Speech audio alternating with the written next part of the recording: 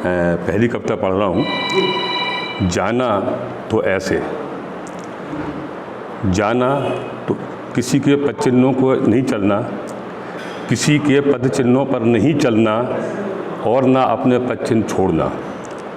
किसी के पद चिन्हों पर नहीं चलना और ना अपने पद चिन्ह छोड़ना। जाना तो इस तरह साफ़ सुथरी करके जाना धरती कि उस पर साफ साफ दिख सकें आने वाले शिशुओं के नन्हे पैरों के निशान। किसी के पद चिन्हों पर नहीं चलना और ना अपने पद चिन्ह छोड़ना। जाना तो इस तरह साफ़ सुथरी करके जाना धरती कि उस पर साफ साफ दिख सकें आने वाले शिशुओं के नन्हे पैरों के निशान। जाना तो उनके सिर पर ज्ञान का बोझ छोड़कर नहीं जाना। जाना तो उनके सिर पर ज्ञान का बोझ छोड़कर नहीं जाना, नैतिकता के पाखंडों से बांधकर नहीं जाना। जाना तो उनके सिर पर ज्ञान का बोझ छोड़कर नहीं जाना, नैतिकता के पाखंडों से बांधकर नहीं जाना। इतना मत छोड़कर जाना उनके लिए कि जगह ही ना बचे उन्हें अपनी तरह किलकारियाँ भरने की। छोड़ना उनके लिए कागज़ के कुछ खाली पन्ने, छोड़ना उनके लिए कुछ कागज़ के खाली पन्ने जिन पर चित्रित कर सकें वे अपने मन के घर, शहर, खेत, गांव, चिड़ियाँ, तितलियाँ, पेड़ और पहाड़। जब वे आँखें खोलें तो उनके सामने हो नीला आसमान। जब वे आँखें खोलें तो उनके सामने हो नीला आसमान, लहराता समुद्र, उत्तुंग पर्वत, अधिक गहरे पेड़, एक हरी दुनिया हो उनके सामने, एक हरी भरी दुनिया हो उनके सामने। छोड़ कर जाना उनके लिए जल भरी नदियाँ, धरती की कोख में वनस्पतियाँ छोड़ना। जाना तो इतनी निर्मल करके जाना हवा, जाना तो इतनी निर्मल करके जाना हवा कि उसमें घृणा की गंध तक ना हो। जाना तो इतनी निर्मल करके जाना हवा कि उसमें घृणा की गंध तक न हो। जाना तो इतना साफ करके जाना अपना मन, जाना तो इतना साफ करके जाना अपना मन कि उसमें किसी मोक्ष की इच्छा ही ना हो।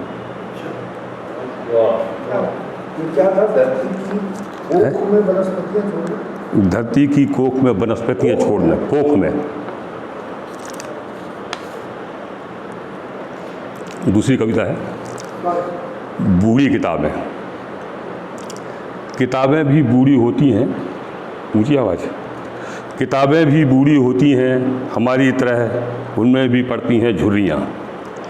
किताबें भी बूढ़ी होती हैं हमारी तरह, उनमें भी पड़ती हैं झुर्रियाँ। चरमराती है उनकी भी देह, उनके भी भाष्य निरर्थक और अस्पष्ट होते जाते हैं हमारे बोलों की तरह। किताबें भी बूढ़ी होती हैं, उनमें भी पड़ती हैं झुर्रियाँ। चरमराती हैं उनकी भी देह और उनके भी भाष्य निरर्थक और अस्पष्ट होते जाते हैं हमारे बोलों की तरह। ऐसे में उन्हें संभालते भर हैं हम, ऐसे में उन्हें संभालते भर हैं हम। पढ़ते नहीं जैसे संभाला जाता है हमें हमारे अंतिम दिनों में।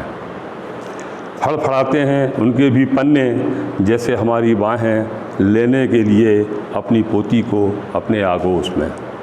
फड़फड़ाते हैं उनके भी पन्ने जैसे हमारी बाहें लेने के लिए अपनी पोती को हमारे अपने आगोश में।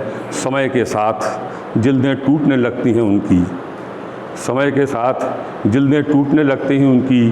पीले पड़ते जाते पृष्ठ, होती जाती उनकी मांसलता, बदल जाती हैं लिपियाँ, छूट जाते हैं उनके अर्थ हमसे, छूट जाते हैं उनके अर्थ हमसे।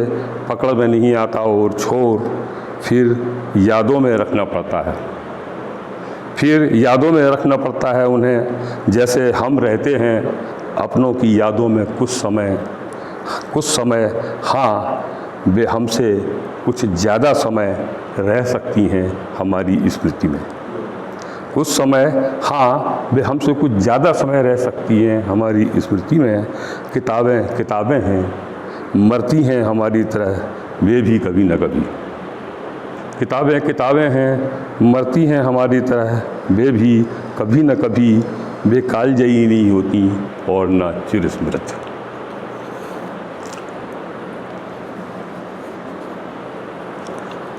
अगली कविता है बारिश में। बारिश में भीगते हैं पहाड़, भीगते हैं पेड़, फूल पत्तियाँ, भीगती है नदियाँ। बारिश में भीगते हैं पहाड़, भीगते हैं पेड़, फूल पत्तियाँ, भीगती है नदियाँ। भीगती है धरती, भीगते हैं खेत, भीगती हैं बीथिकाएँ, भीगती है सड़क, भीगता है आंगन, भीगते हैं बच्चे, भीगते हैं मजदूर, भीगते किसान, भीगते दुकान दफ्तर जाते आदमी। भीगता है समुद्र खुद अपने आश्रित जल में। राजा नहीं भीगता बारिश में, मंत्री दरबारी नहीं भीगते, सेठ साहूकार नहीं भीगते, हाकिम हुक्काम नहीं भीगते। उन्हें अच्छी नहीं लगती बरसात, कामुक इंद्र को प्रसन्न करने उनकी औरतें नहीं चलाती नग्न होकर खेतों में हल। वे नहीं रोपते खेतों में धान। नहीं भीगना चाहते बहुत से लोग बारिश में भीगना उन्हें लगता है छोटे लोगों का काम। वे बारिश में भीगते तो नहीं पर नियंत्रित करते हैं उसका पानी। वे बारिश में भीगते तो नहीं पर नियंत्रित करते हैं उसका पानी। बारिश में भीगना नहीं सबके बस में, बारिश में भीगना नहीं सबके बस में। दरअसल जिनके मन नहीं भीगे होते वे बरसात में भी नहीं भीगते। बारिश में भीगना नहीं सबके बस में, दरअसल जिनके मन नहीं भीगे होते वो बरसात में भी नहीं भीगते।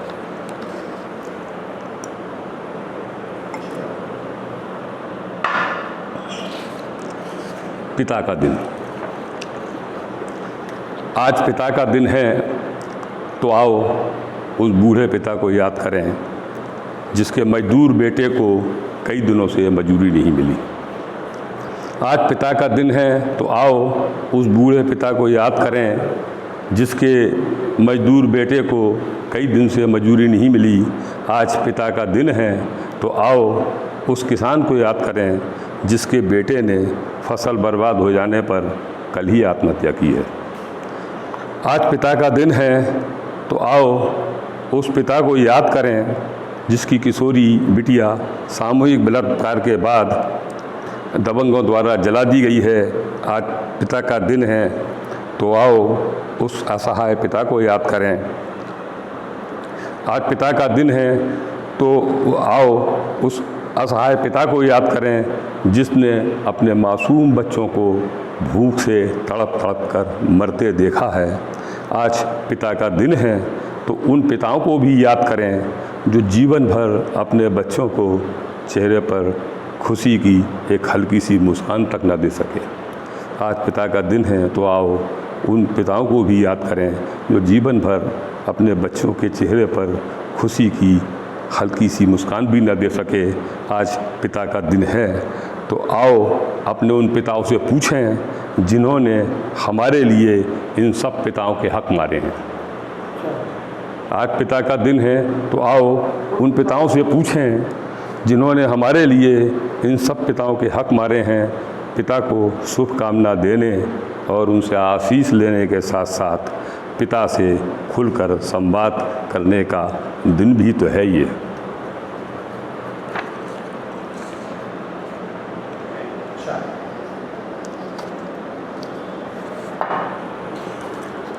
अगली कविता है जब तक देह है। भाषा नहीं थी तब भी मैं लिखता था, भाषा नहीं थी तब भी मैं लिखता था, कुरेदता पत्थरों से शिलाओं पर कुछ आड़ा तिरछा। भाषा नहीं थी तब भी मैं लिखता था, कुरेदता था पत्थरों से शिलाओं पर कुछ आड़ा तिरछा। वाद्य यंत्र नहीं थे तब भी मैं उत्पन्न करता था ध्वनियाँ, नदी में उंगलियों से जल तरंग बजाता। मेरी हंसी मेरा विलाप आदिम घाटियों में गूंजता था। मेरी हंसी मेरा विलाप आदिम घाटियों में गूंजता था। जब गहन होता था सन्नाटा तो मैं पीले सूखे पत्तों पर दौड़कर उनमें पैदा कर देता खड़खड़ाहट, जो जंगल के एकांत में सुनाई देती थी खूब दूर। पत्थरों को रगड़कर पैदा कर देता था आग, रच देता एक आदिम दुनिया, गढ़ देता था कुछ अनगढ़ शिल्प। कुछ नहीं था मेरे पास, तो मेरे पास मेरी देह तो थी। करोड़ों वर्षों से यह देह धारण किए हुए मैं ही तो हूँ। जब तक ये देह है सब कुछ संभव है।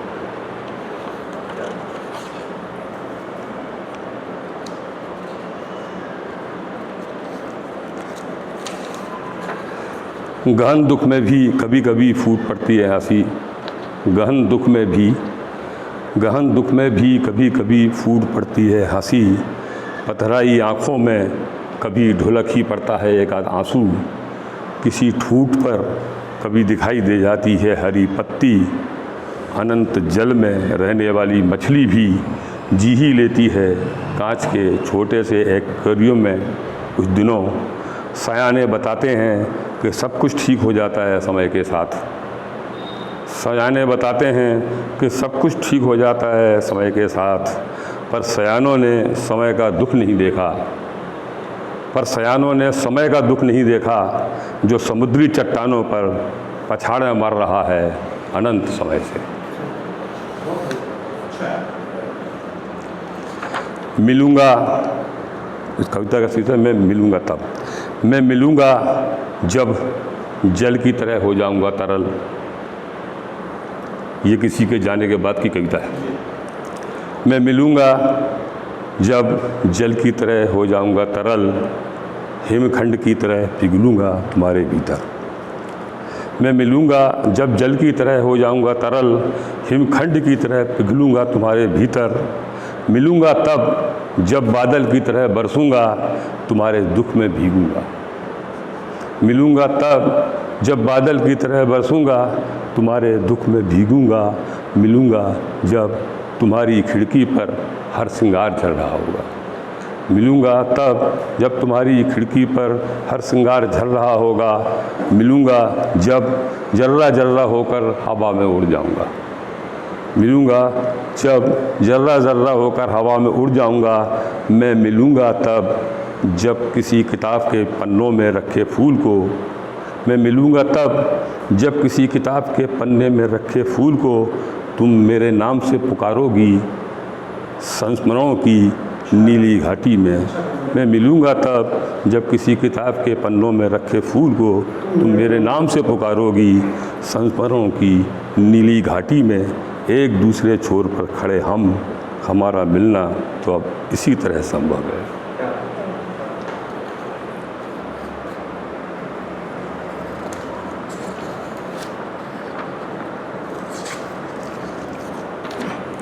पहाड़ों पर, कविता का शीर्षक है पहाड़ों पर।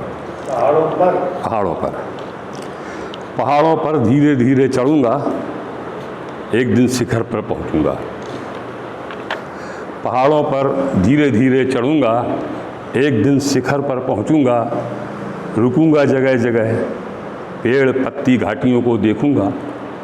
रुकूँगा जगह जगह, पेड़ पत्ती घाटियों को देखूँगा। लोगों से मिलूँगा, खूब बतियाऊँगा उनसे। झरनों में नहाऊँगा, चिड़ियों के संग चहचहाऊँगा। लेकर जाऊँगा जेबों में बच्चों द्वारा दिए गए रंगीन रूमाल। लेकर जाऊँगा जेबों में बच्चों द्वारा दिए गए रंगीन रूमाल। जेहन में उन सब की यादें जो रास्ते में मिलेंगे।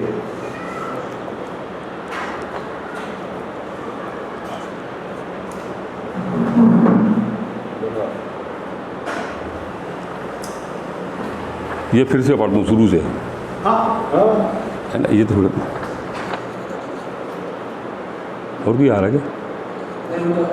अच्छा, शुरू कर। कविता है पहाड़ों पर। पहाड़ों पर धीरे धीरे चढ़ूँगा, एक दिन शिखर पर पहुँचूँगा। रुकूँगा जगह जगह, पेड़ पत्ती घाटियों को देखूँगा। लोगों से मिलूँगा, खूब बतियाऊँगा उनसे। झरनों में नहाऊँगा, चिड़ियों के संग चहचहाऊँगा। लेकर जाऊँगा जेबों में बच्चों द्वारा दिए गए रंगीन रूमाल। जेहन में उन सब की यादें जो रास्ते में मिलेंगे। हाथों में सबके गर्मजोशी भरे स्पर्श जो काम आएंगे आगे ठंडी बर्फ़ काटने के। हाथों में सबके गर्मजोशी भरे स्पर्श जो काम आएंगे आगे ठंडी बर्फ़ काटने के। जब मैं शिखर पर होऊंगा तो ये सब पीछे छूट जाएंगे। जब मैं शिखर पर होऊंगा तो ये सब पीछे छूट जाएंगे। तब सारा दृश्य विहंगम होगा, न किसी को मैं नीचे पहचान पाऊंगा, न कोई मुझे चोटी पर देख पाएगा। लौट भी पाया वापस तब वैसा तो नहीं रहूँगा जैसा अब हूँ। लौट भी आया वापस तब वैसा तो नहीं रहूँगा कि जैसा अब हूँ। शायद नदी बनकर लौटूँ, शायद नदी बनकर लौटूँ। इसलिए पहाड़ पर धीरे धीरे चढ़ूँगा, मुड़ मुड़ कर देखूँगा नीचे, जब तक एक दूसरे की आँखों से नहीं हो जाते ओझल। जी भर कर जितना भर सकूँगा भीतर भरूँगा। तेज़ चढ़ने से कितना कुछ छूट जाएगा, कितना कुछ रह जाएगा अनदेखा अनसुना, कितना कुछ छूट जाएगा पीछे। तेज़ चढ़ने से कौन मुझे देखेगा चढ़ते हुए। इसलिए मैं चढ़ूँगा पहाड़ों पर उन्हें आत्मसात करते हुए, ताकि जब मैं चोटी पर हूँ तब तलहटी का सब कुछ मेरी स्मृति में रहे और तलहटी की स्मृति में मैं।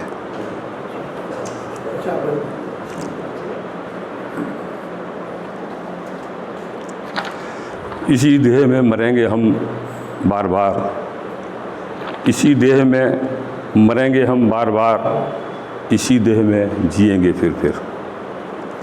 इसी देह में मरेंगे हम बार बार, इसी देह में जिएंगे फिर। इसी देह में ढूंढेंगे थोड़े सुख, भुगतेंगे जन्म जन्मांतरों के दुख भी इसी देह में। इसी देह में ढूंढेंगे थोड़े सुख, भुगतेंगे जन्म जन्मांतरों के दुख भी इसी देह में। इसी देह में सागर हिलोरें लेगा, इसी देह में होगा हिमपात, यही देह कांपेगी भूकंपों में। इसी देह में बसता है पुत्र, इसी देह में बसती है प्रिया, प्राण भी तो बसते हैं इसी देह में। इसी देह में भोगेंगे हम 84 लाख योनियाँ, मेरे लिए यही देह है सब कुछ। ना कोई आत्मा, ना कोई परमात्मा, ना कोई आकाश, ना कोई पृथ्वी, ना कोई स्वर्ग, न नरक, न ब्रह्मांड। ये देह नहीं तो कुछ भी नहीं।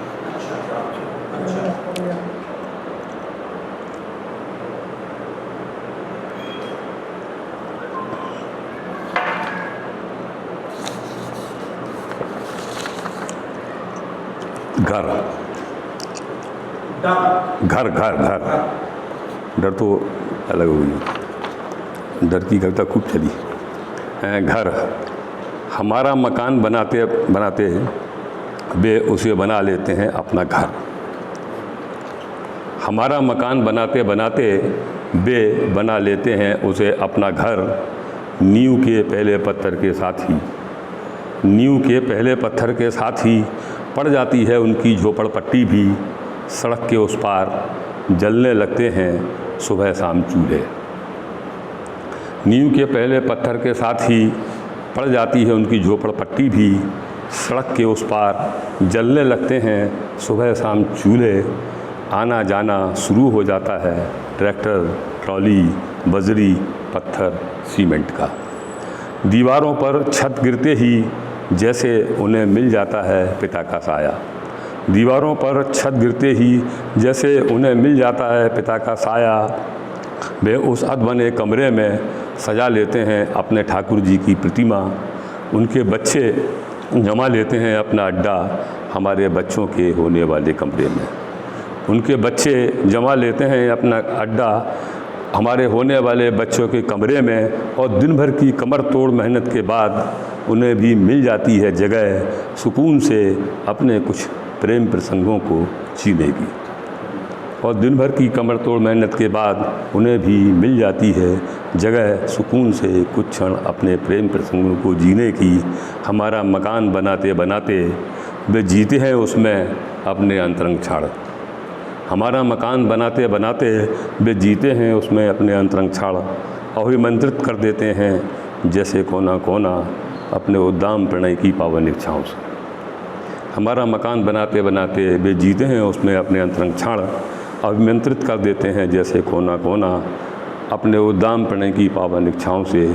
हमारा मकान छोड़ने के साथ वे छोड़ जाते हैं उसमें अपने प्रेम की, प्रणय की, खून की, पसीने की, ममता और नेह की ढेरों निशानियाँ, और ढाक जाते हैं उन्हें बड़ी सावधानी से दीवार के पलस्तर से, और ढाक जाते हैं उन्हें बड़ी सावधानी से दीवार के पलस्तर से। एक मेहनत कश दुनिया सदैव बनी रहती है उनके पीछे, और दरवाजे की चौखट महसूस करती रहती है उनका आना जाना। वे जो कलावे बांध कर जाते हैं वो करते रहते हैं हमारी मन्नतें पूरी। हमारा घर घर नहीं होता यदि मकान बनते समय उसमें नहीं गूंजी होती उनके बच्चों की किलकारियाँ।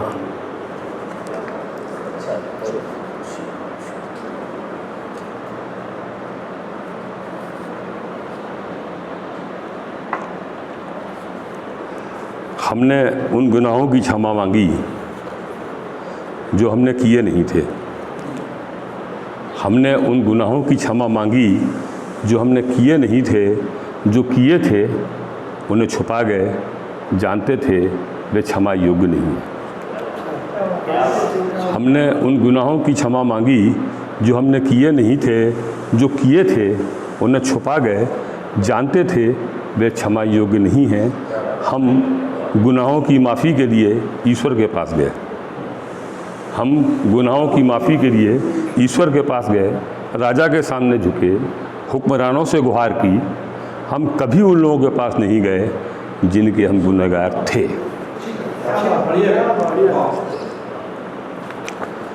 ईश्वर के विरुद्ध कविता लिखते समय मैं ईश्वर के दरवाजे पर घंटी बजा रहा हूँ। ईश्वर के विरुद्ध कविता लिखते समय मैं ईश्वर के दरवाजे पर घंटी बजा रहा हूँ। इसलिए नहीं कि मैं ईश्वर से डरता हूँ, बल्कि इसलिए कि जिस किसी के विरुद्ध बोलें तो डर छुप कर नहीं, बाकायदा घंटी बजा कर बोलें।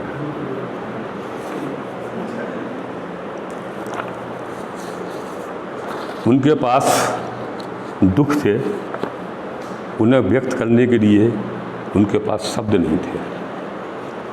उनके पास दुख थे, उन्हें व्यक्त करने के लिए उनके पास शब्द नहीं थे। हमारे पास दुख नहीं थे, शब्द ही शब्द थे। हमारे पास दुख नहीं थे, शब्द ही शब्द थे। हमने उनके दुखों को अपने शब्द दिए। हमने अपने उनके दुखों को अपने शब्द दिए। इन शब्दों की एवज में उन्होंने कभी अपने दुख हमें नहीं दिए।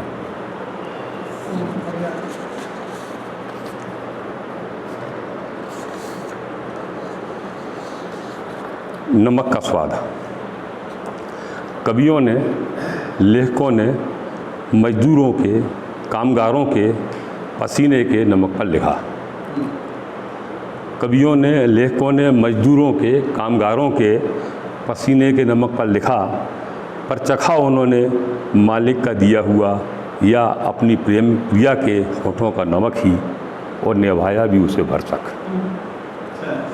और चखा उन्होंने मालिक का दिया हुआ या प्रिया के होठों का नमक ही, और निभाया भी उसे भरसक। कामगारों के पसीने को उस मिट्टी ने सोख लिया जिस पर वह गिरा था। कामगारों के पसीने को उस मिट्टी ने सोख लिया जिस पर वह गिरा था। बस मिट्टी ही जानती है उसके नमक का स्वाद।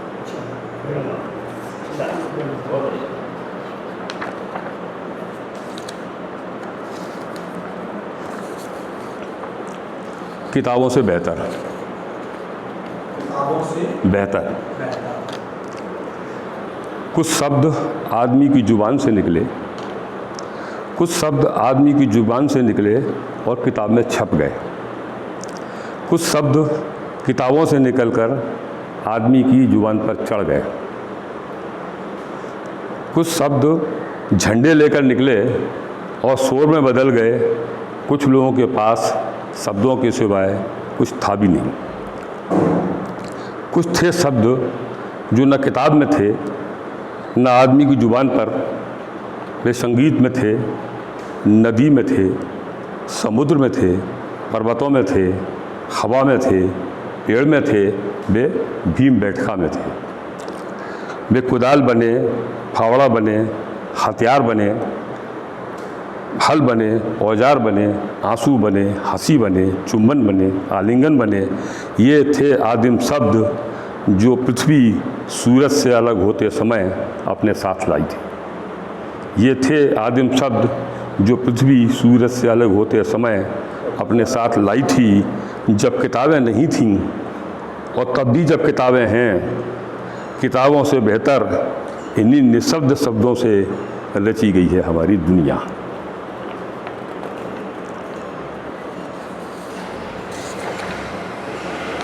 देश राग। इस सच में बहुत कड़वाहट है। देश राग। इस सच में बहुत कड़वाहट है, मैं अपनी परंपराओं से ज़्यादा प्रेम नहीं करता। इस सच में बहुत कड़वाहट है, मैं अपनी परंपराओं से ज़्यादा प्रेम नहीं करता। धर्म और रिवाजों पर गर्व नहीं मुझे, धर्म ग्रंथों को पढ़ने में रुचि नहीं बिल्कुल। मुझे नहीं लगता कि सेनाएं किसी भी देश की एकदम पाक साफ हैं और सारे न्यायमूर्ति वाकई न्याय की मूर्ति, कि संसद अधिक गर्मामय है सड़क से, कि शहीद सिर्फ फौजी होते हैं, खेतों में कारखानों में मजदूर किसान नहीं, कि चौथा खंभा भी है निरपेक्ष और उसकी निष्ठा है बिकाऊ। मुझे अपने देश में तमाम खामियां नज़र आती हैं और तमाम खूबियाँ भी। मैं उससे प्यार करता हूँ, वैसे जैसे पिता से उनकी ढेर सारी कमजोरियों के साथ। मैं अपनी माँ की जय जयकार नहीं करता, ना ही पखारता हूँ उनके पाँव, ना ही पखारता हूँ उसके पाँव। हाँ, उसके घुटने दबाना मुझे लगता है अच्छा, जब वह खूब थकी होती है। उसकी गोद में सिर रखकर मुझे मिलता है सुकून। जब मैं देश की सोचता हूँ तब मुझे याद आता है अपना गली मोहल्ला, अपना शहर, अपना दफ्तर, स्कूल, कॉलेज, अपने यार दोस्त, घर परिवार, अपना परिवेश। इन्हीं में तो रमा बसा हूँ मैं। इससे आगे देश की सीमाओं तक समझ नहीं पहुँच पाती मेरी। इतना कुछ जानने के बाद यदि आप चाहें तो घोषित कर दें मुझे राष्ट्रद्रोही, आखिर निजाम है आपका। वो टाइम है, कितना टाइम है? हो गया खत्म। चलिए फिर बंद। चलिए आप सबको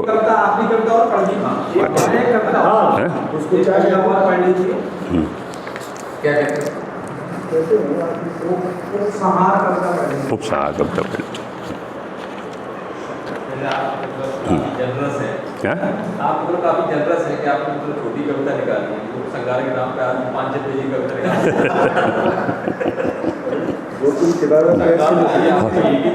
नहीं वो इसमें वो प्रासंगिक भी है। अभी जब पढ़ेंगे ना तो प्रासंगिक भी है वो।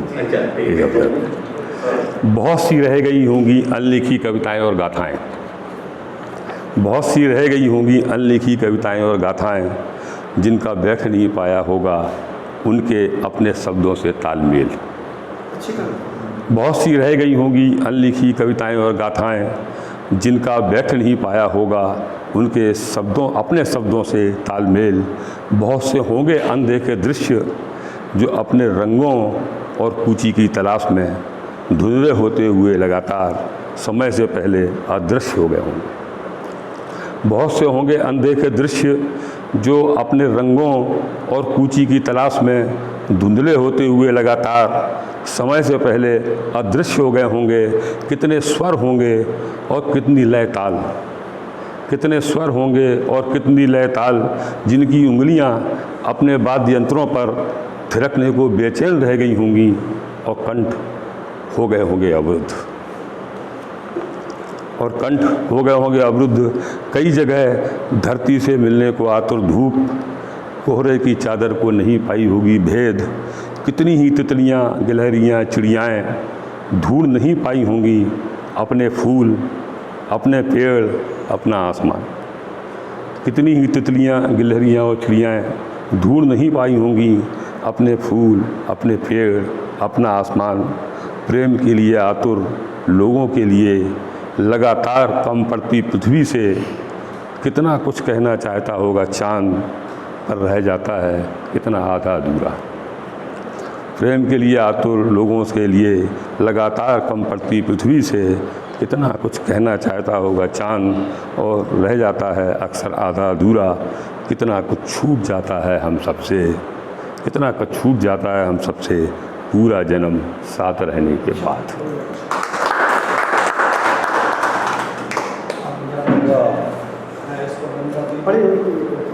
वनस्पतियाँ खनिज तो हो सकते हैं, वनस्पतियाँ प्रायः नहीं हो पाती।